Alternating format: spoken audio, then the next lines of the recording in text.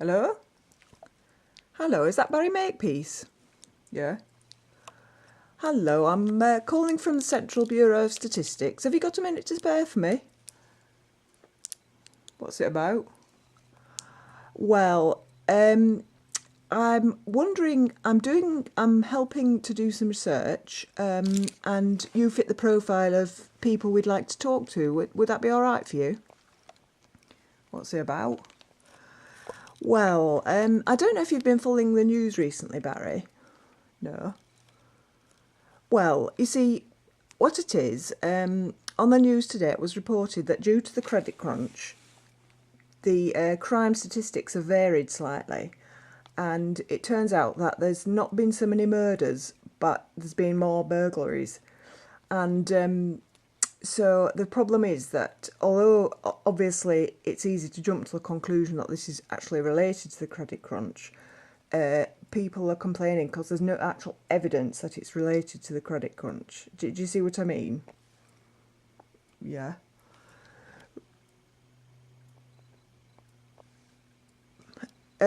Well, you see, the thing is, basically, are you sure you see what I mean, Barry?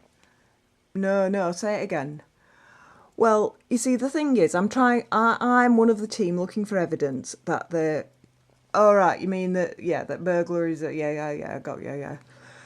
Right, okay, well, as you know, you do fit the profile, Barry, because you've actually, you've been in prison yourself for murder, haven't you, Barry?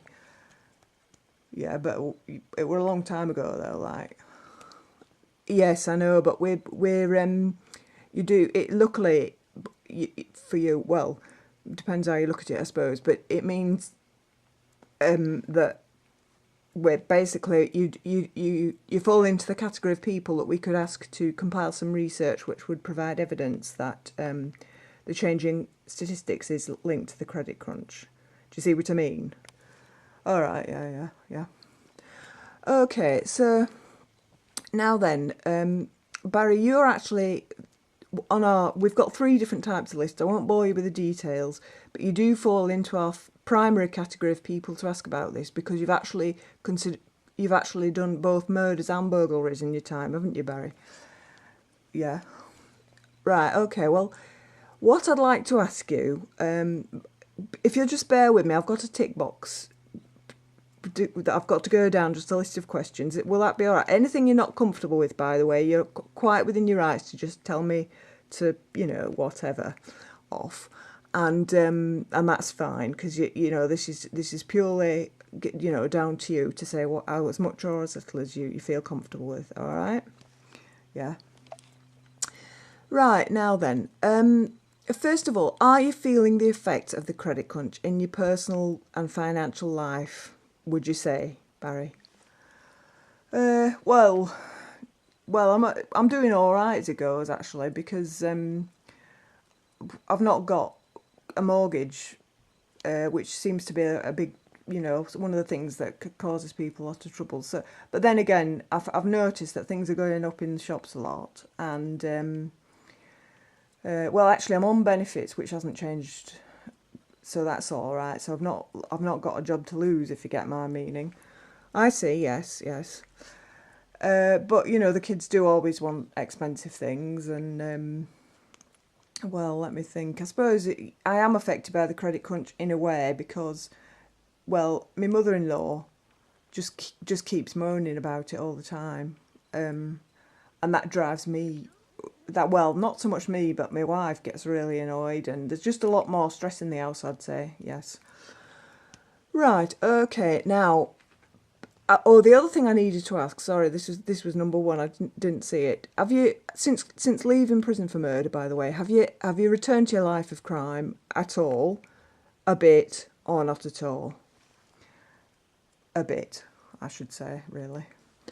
Right. Okay. And can I ask, have you ever been tempted to like murder anybody since since the credit crunch started? No, I'm not like that now. It was just a mistake really. I was only 22 and it was just this bloke just oh, it was just stupid. I were drunk, he were drunk. It was just one of them things. It was awful. I felt right bad about it after, but I had to do my full whack. I see. Yes. So you've not had any inclination to murder anybody since then? No, that's right. No. I'm very careful of that sort of thing right now because I've learnt my lesson proper. If you see what I mean. I understand. Yes. And has the credit crunch made you feel like when you're a bit short of money and there's a lot of stress in the house, as you said, have you been committing any more burglaries than you might have done otherwise, do you think? Well, is this all off the record? Sorry, I didn't catch your name. What's your name, by the way? Well, I'm not strictly speaking supposed to reveal my name, but actually my name is Eleanor. All right, well, that's a nice name, Eleanor. Thanks, yes. Well, no is the answer. No, I don't do any of that sort of thing at all, actually. I don't do anything. Now, you can tell me honestly, Barry, because this isn't going. I'm not going to send the police round or anything. It's just purely for our statistics. We just do need some evidence about this. And if you think about it, there's not many ways. No, it's all right. I'm telling the truth. I'm telling the truth. I've not done any burglaries. Right. Okay. But would you tell me if you had, Barry? Well, it depends. I would probably, but it depends. I don't really know who you are, do I? To be honest, I mean, you've got an honest voice and stuff, and you're probably exactly who you say you are. But I couldn't really tell you over the phone if you're honest, Eleanor. I couldn't really do that, could I? Well, you see, this is a problem I'm getting because I've made a few phone calls today, and it's just all the same story I'm getting. No, never do it again. Well, actually, there was one bloke who said he did feel like murdering somebody. But anyway, the general sort of picture I'm getting is that this might actually... Well, actually, while I'm on the line with you, Barry, have you got any ideas about how we could compile some research as to what the relationship between the credit crunch and the the increase in burglaries?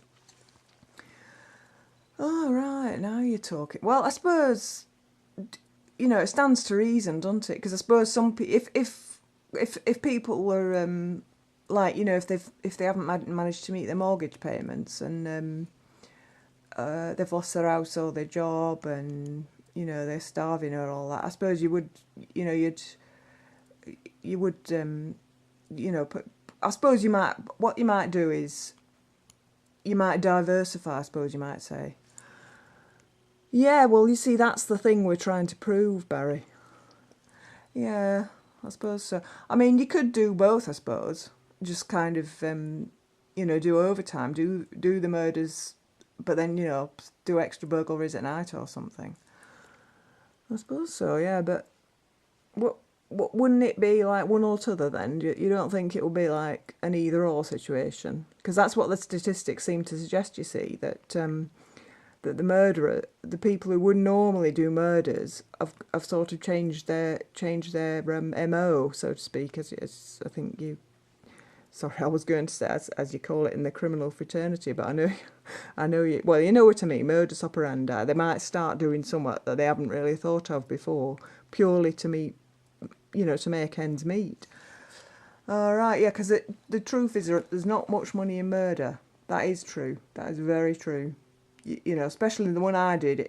Well, it was the opposite of money. I was bloody skint after that, to be honest. And unless you murder a millionaire, I suppose, and cover your tracks right well, and then don't get caught, and then it somehow before you do murder him, you get him to leave you all his money or something like that. All right, well, thanks very much for your time, Mr. Makepeace, and I'll pass you the information. You've been terribly helpful, and I'll pass the information that you've given me on to the appropriate people. Is that all right? Yeah, all right. Bye then. Bye.